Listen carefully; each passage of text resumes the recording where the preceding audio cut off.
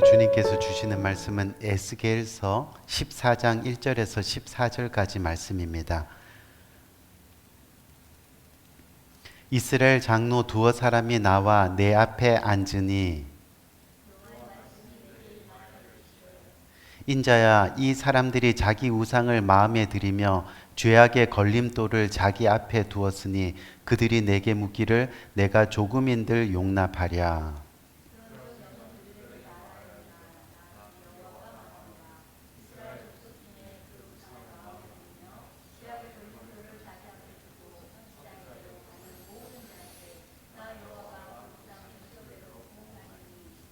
이는 이스라엘 족속이 다 그 우상으로 말미암아 나를 배반하였으므로 내가 그들이 마음먹은 대로 그들을 잡으려 함이라.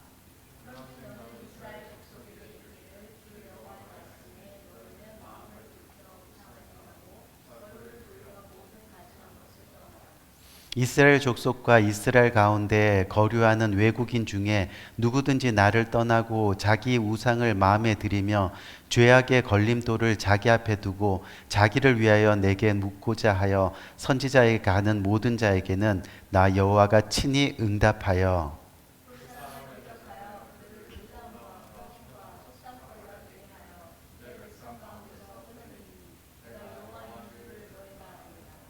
만일 선지자가 유혹을 받고 말을 하면 나 여호와가 그 선지자를 유혹을 받게 하였음이거니와 내가 손을 펴서 내 백성 이스라엘 가운데서 그를 멸할 것이라.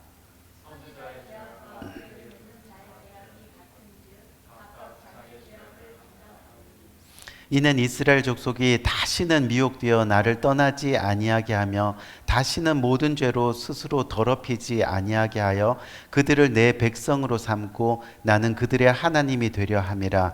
주 여호와의 말씀이니라.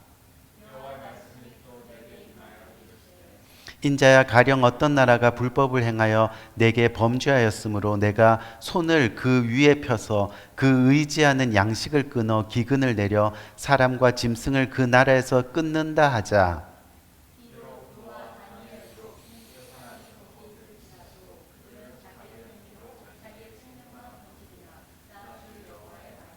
아멘, 아멘. 예, 오늘이 9월 마지막 주일입니다. 이제 2024년이 이 3달 남짓 남았다는 그런 이야기죠.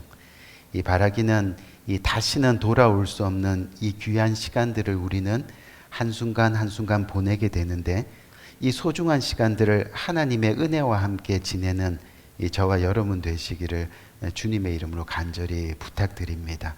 또 남은 기간 정말 하나님의 은혜대로 살아가며 그 은혜를 서로에게 나눌 수 있는 그런 시간이 되기를 간절히 바라면서요. 오늘은 임계점이라는 제목으로 하나님의 말씀을 나눕니다. 이 은혜 받기를 사모하는 복된 이 시간이 되기를 간절히 바랍니다. 오늘 본문 배경은 이스라엘이 완전히 멸망한 상태입니다. 이 성전도 완전히 파괴되었습니다. 또 이스라엘 백성들은 바벨론의 포로로 끌려갔습니다. 그리고 그 포로 한가운데 오늘의 주인공인 에스겔이 함께 서 있는 거죠. 그런데 슬픈 사실 하나가 있습니다. 오늘 주인공 에스겔이 하나님의 심판으로 이스라엘이 철저하게 멸망하는 모습, 그 모습을 직접 목격했다는 사실입니다. 이게 무슨 이야기냐면 에스겔의 마음이 지금 어떠한 마음이겠느냐 하는 거죠. 왜요? 하나님의 임재가 있었던 성전에서요, 하나님의 심판을 외치면서 이스라엘 백성들이 하나님께로 돌아오기를 그렇게 간절히 외쳤던 사람이 바로 에스겔이었습니다. 그런데 지금은 그렇게 외칠 수 있는 성전마저도 무너진 상태입니다. 바벨론의 포로가 되어서 더 이상 돌아갈 땅도 없어진 상태입니다. 즉 에스겔이 할 수 있는 일이 하나도 없다는 그런 말입니다. 우리 귀한 성도님, 우리가 인생을 살면서 소망이 완전히 무너지는 순간을 때로는 경험할 때가 있습니다.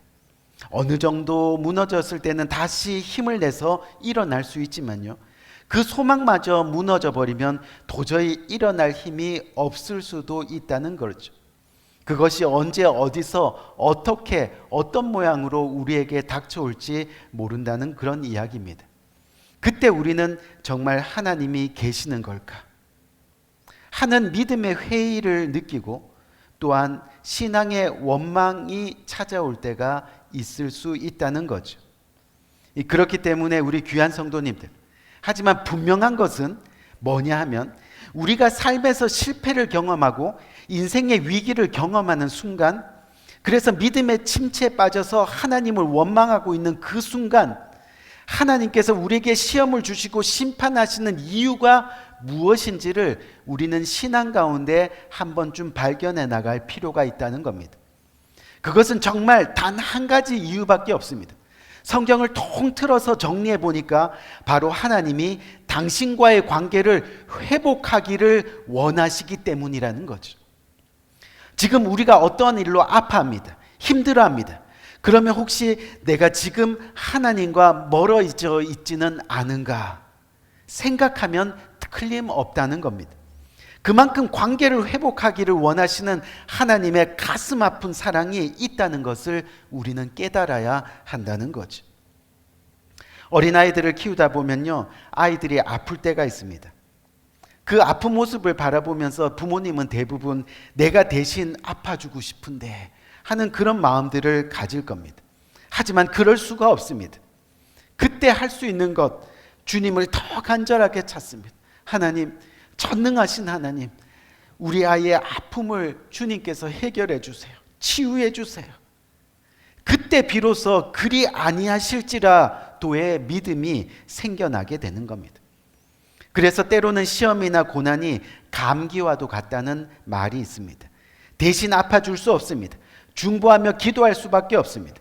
결국은 본인이 이겨내야 하는 겁니다. 그런데 이겨내면 전보다 더 큰 면역이 생겨서 보다 건강할 수 있습니다. 보다 믿음이 성장하게 되는 겁니다. 그렇게 하나님과 가까이 가는 통로가 될 수 있다는 그런 이야기죠.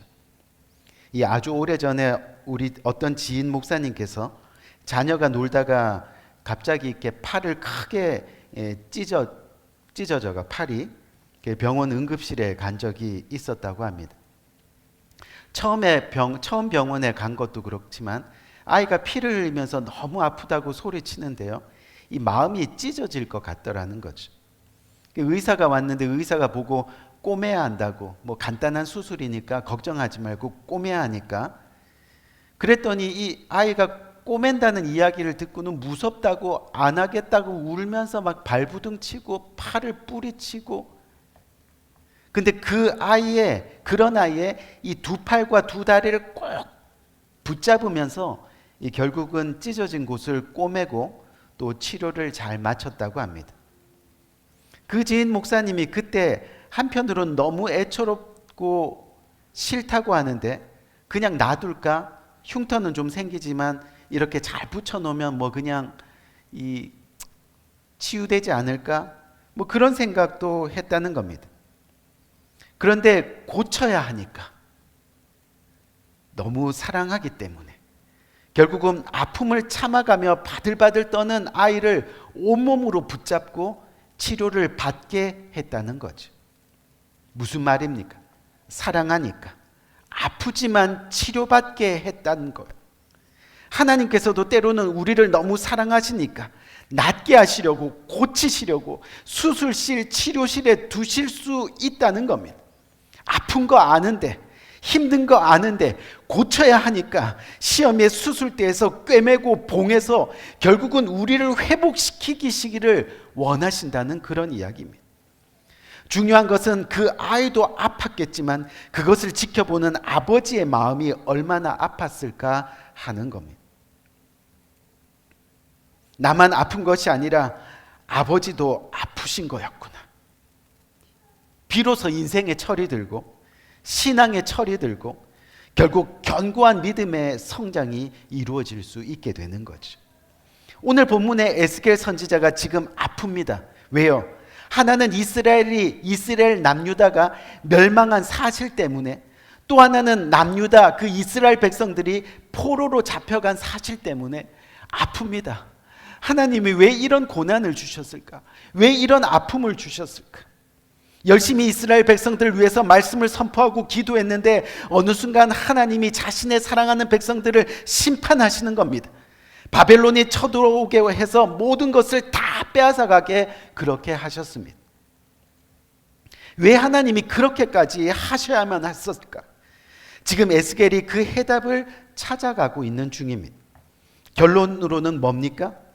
하나님이 너무 사랑하셔서 다시 하나님과의 관계를 회복시키기 위해서 다시 하나님께로 돌아오기를 원해서 아프지만 그것을 참으시면서 이스라엘을 바벨론이라는 수술대에 눕히시는 겁니다. 여러분, 오늘 본문 3절 4절을 보면요, 하나님이 왜 이스라엘을 심판하셔야만 했는지, 왜 수술대에 눕히셔야만 했는지 알 수 있습니까? 한번 볼까요? 우리가 3절 4절 보니까 인자야 이 사람들이 자기 우상을 마음에 들이며 죄악의 걸림돌을 자기 앞에 두었으니 그들이 내게 묻기를 내가 조국민들 용납하랴. 그런즉 너는 그들에게 말하여 이르라. 나 주 여호와가 말하노라. 이스라엘 족속 중에 그 우상을 마음에 들이며 죄악의 걸림돌들을 자기 앞에 두고 선지자에게로 가는 모든 자에게 나 여호와가 그 우상의 수요대로 보응하리라. 아멘. 여러분, 지금 왜 하나님이 이스라엘 백성들을 말씀합니까? 그들이 각자의 우상을 마음에 들였기 때문이라고 말씀합니다. 근데 그것이 그냥 일시적인 것이 아닙니다. 잠깐이 아닙니다. 이 말씀을 영어로 보니까 These men have set up idols in their heart. Have set up in idols in their heart. Blocks before their faces. Have set up idols입니다. 먼 과거로부터 지금까지 계속해서 하나님의 말씀이 선포되는 자리에서도, 성경 공부하는 자리에서도, 예배의 자리에 앉아 있으면서도 그렇게 계속해서 하나님 말씀을 듣지 않고 심지어는 블럭, 막아서고는 자기가 원하는 것을 믿고 행하고 살아가는 것입니다. 여러분도 아시다시피 우상은 영어로 아이돌입니다. 요즘 아이돌이란 말을 많이 사용하는데 바로 그 아이돌이 우상이라는 뜻입니다. 그래서 그냥 맹목적으로 섬기고 맹목적으로 가지려고 하는 것을 아이돌이라고 부릅니다. 근데 이 단어는 원래 그리스어 에이돌론이라는 단어와 또 라틴어의 에돌롬에서 나온 말입니다. 이게 무슨 말이냐면 사람을 홀리는 헛개비라는 그런 뜻입니다. 오늘 본문을 히브리어 성경으로 보면 아이돌을 길롬이라는 단어를 쓰는데 바로 큰 통나무라는 그런 뜻입니다. 여러분, 아무리 BTS는 내 거야, BTS 너무 사랑해, BTS I love you, 아무리 야광봉을 흔들고 소리치고 울어도요, BTS는 여러분들의 것이 될 수 없습니다. 심지어 여러분들을 모릅니다. 이 BTS 팬들이 들으면 좀 죄송하지만 어떻게 보면 그 우상은 우리를 홀리는 헛개비일 수 있다는 그런 이야기입니다. 또 아무리 큰 통나무라 해도 그 통나무를 무엇에 쓰겠습니까? 아무 쓸모가 없습니다. 그렇다고 먹을 수 있는 것도 아닙니다. 통나무가 새끼를 놓을 수 있는 것도 아니고 자랄지도 않습니다. 그냥 무생물입니다. 무슨 말이냐면 당시 이스라엘 백성들이 하나님 아닌 뭔가에 홀려서 또 아무 쓸모없는 통나무 같은 것을 얻기 위해서 그렇게 하나님을 뒷전에 두고 살아가고 있더라는 겁니다. 하나님을 뒷전에 두고 살아가는 모든 것이 하나님께서는 뭐라고요? 우상이라고 말씀하고 있습니다. 그것도 have set up, 아주 오랜 시간 동안 말입니다. 그렇게 예배 자리에 있지만 또 하나님의 말씀은 듣는 것처럼 보이지만 결국은 지금까지 자기 중심대로 자기가 하고 싶은 대로 하면서 그렇게 자기가 우상이 되어서 살아가고 있다는 겁니다. 우리 귀한 성도님들, 오늘 설교 제목이 임계점입니다. 여러분도 아시겠지만 이 임계점은 바로 물리학이나 수학에서 사용하는 용어입니다. 간단하게 설명을 드리면요, 그대로 있을 수 없어 변화가 일어나는 시점, 그 시점이 바로 임계점입니다. 한계점이라고도 부릅니다. 쉽게 예를 들어볼까요? 우리가 잘 아는 물의 임계점이 여러분 몇 도입니까? 100도입니다. 100도. 물의 온도가 10도인 상태에서 불을 뗍니다. 잠시 후에 1도가 올라서 11도가 됩니다. 하지만 물은 가만히 있습니다. 계속해서 불을 뗍니다. 한참 후에 물의 온도가 99도가 됩니다. 그래도 물은 가만히 있습니다. 그런데 99도에서 1도가 올라가서 100도가 되는 순간 물이 부글부글 끓기 시작합니다. 증기를 내기 시작합니다. 물이 요동치며 그릇에서 넘쳐나기 시작합니다. 그 폭발적인 변화의 순간이 바로 임계점이라고 이야기하고 있습니다. 무슨 이야기입니까? 오늘 이스라엘 백성들이 우상을 섬깁니다. 1도에서부터 시작해서 오랜 세월 동안 99도까지 계속 우상을 섬깁니다. 중간중간 물의 온도가 변합니다. 99도에 가까울수록 뜨겁기까지 합니다. 하지만 여전히 이스라엘 백성들은 하나님의 말씀을 듣지 않습니다. 그러다가 오늘 본문 5절 말씀 한번 볼까요? 5절 말씀을 보니까 이는 이스라엘 족속이 다 그 우상으로 말미암아 나를 배반하였으므로. 누가요? 이스라엘 백성들이. 얼마나요? 다가 주님을 배반하였으므로 내가 그들이 마음 먹은 대로 그들을 잡으려 함이라. 이것이 바로 임계점입니다. 여러분, 우리가 성경을 보면 하나님에 대해서 어떻게 알고 있습니까? 하나님은 사랑이십니다. 사랑은 또한 어떤 사랑입니까? 언제나 오래 참고 인내하고 견디는 이라입니다. 그런데 또 다른 말씀이 있습니다. 내가 언제까지 너희를 참고 기다리겠느냐. 이것이 바로 임계점입니다. 근데 이 임계점, 하나님의 심판은 결국 하나님을 배신하여 돌아서는 우리들 모습입니다. 하지만 더 깊게 생각하면 하나님을 배신하여 돌아서는 우리들을 살려내기 위한, 즉 자신을 내어주기까지 하셔서 우리를 사랑하시는 하나님의 끝없는 사랑이 바로 임계점입니다. 하나님과의 관계를 회복하기 위한 십자가 보혈. 결국 그 심판은 우리만 아픈 것이 아니라 하나님도 아프시다는 거예요. 우리가 창세기 18장 26절에 보면 하나님의 임계점이 나옵니다. 여호와께서 이르시되 내가 만일 소돔 성읍 가운데서 의인 50명을 찾으면 그들을 위하여 온 지역을 용서하리라. 여러분, 당시 소돔 성읍에 사람이 얼마나 많았겠습니까? 그런데 모두 하나님을 믿지 않고 자기 마음의 중심대로 살아갑니다. 어떻게 해요? 남자가 남자를 취하고 여자가 여자를 취하고 술 마시고 방탕하고 쾌락과 재미를 추억하고 또 돈이 제일이고 돈 버는 것 때문에 하나님의 성전이 텅 비어 있고 정말 모두가 하나님을 배신하고 있는 그 모습이었다는 겁니다. 그때 아브라함이 하나님께 어떻게 간곡하며 기도합니까? 의인의 숫자가 점점 내려갑니다. 하나님, 50명 아니 45명만 아니 40명만 30명은 어떻습니까? 20명은요? 10명은요? 하지만 소돔과 고모라는 10사람의 의인을 찾을 수 없었습니다. 이것이 바로 임계점입니다. 그 결과가 심판이라는 겁니다. 오늘 이스라엘은 어떻습니까? 오늘 이스라엘의 지금 상태, 오늘 본문에 있는 이스라엘의 상태가 예레미야 5장 1절에 나와 있는데 한번 볼까요? 예레미야 1장 5절을 보니까 너희는 예루살렘 거리로 빨리 달리며 그 넓은 거리에서 찾아보고 알라. 너희가 만일 정의를 행하며 진리를 구하는 자를 한 사람이라도 찾으면 내가 이 성읍을 용서하리라. 몇 명이라고요? 한 사람이라도 찾으면. 이 당시 이스라엘 남유다는요, 소돔 성읍 몇십 개를 합쳐놓은 것보다 더 크고 사람도 더 많았습니다. 그런 이스라엘 남유다 백성을 내려다 보시는데 모두 다 빠짐없이 하나같이 하나님을 배척하고 자기 마음에는 자기 우상을 드리고 살아가고 있고,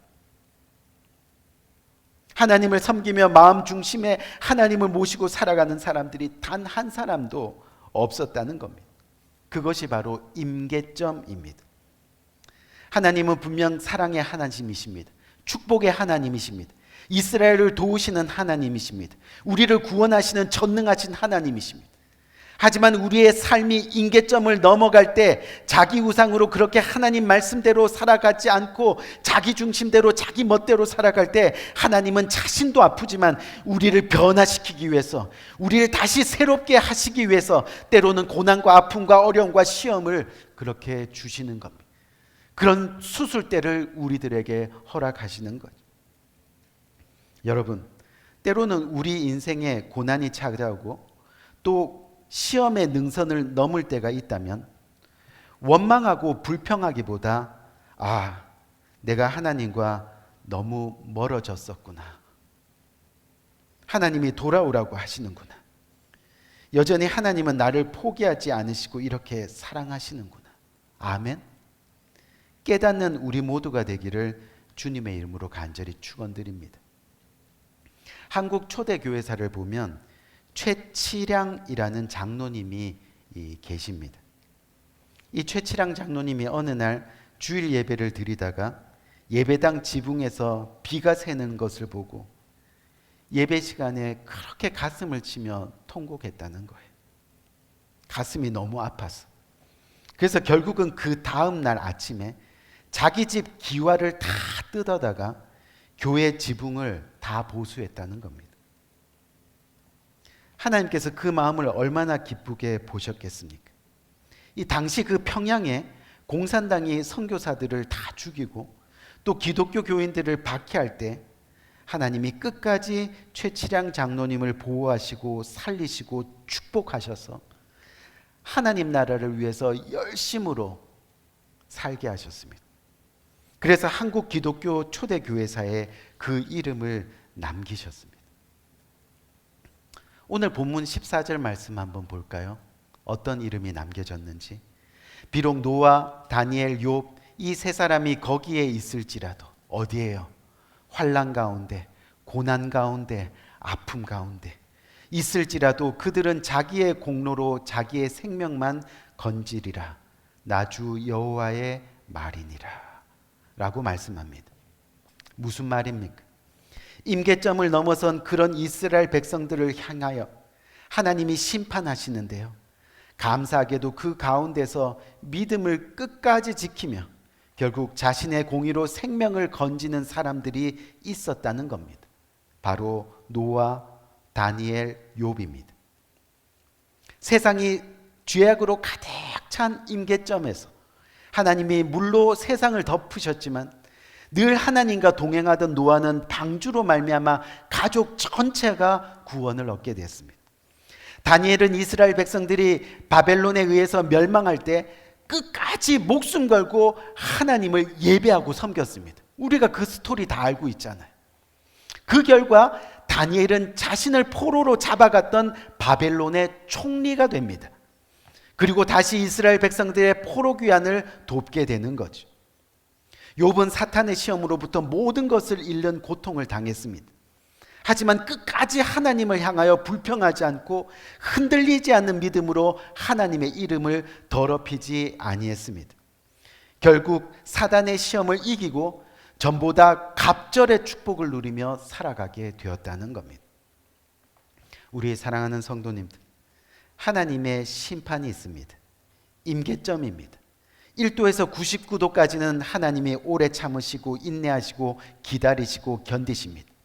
임계점이 넘어 하나님 앞에 심판받기 전에 우리는 우리의 우상들을 과감히 버리는 결단들이 있어야 하겠습니다. 하나님보다 앞서는 것. 여러분, 믿음이 큰 사람은요, 자신의 생명이 위태롭게 되고 죽는다 할지라도 믿음이 흔들리지 않습니다. 또한 이 세상에 있는 모든 것을 다 잃어버려도 믿음을 버리지 않고 믿음을 굳게 지키면서 하나님 앞에 서는 사람들입니다. 이 세상에 있는 그 무엇보다도 믿음을 바꾸지 않습니다. 오직 믿음을 지키는 것입니다. 오직 예수, 오직 믿음. 아멘. 하나님은 우리가 그런 사람들이 되기를 원하십니다.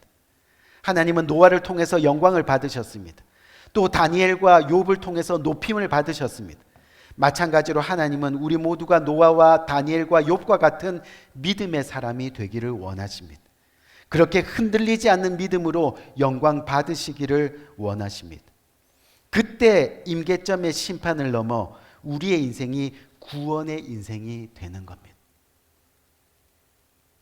하나님의 임계점이 넘어가는 그 순간, 그것을 늘 생각하면서 우리는 믿음을 지켜나가는 겁니다. 어떻게 해요? 우리 안에 있는 우상들을 모두 하나둘씩 버리면서 말이죠. 우리 한번 기도합시다.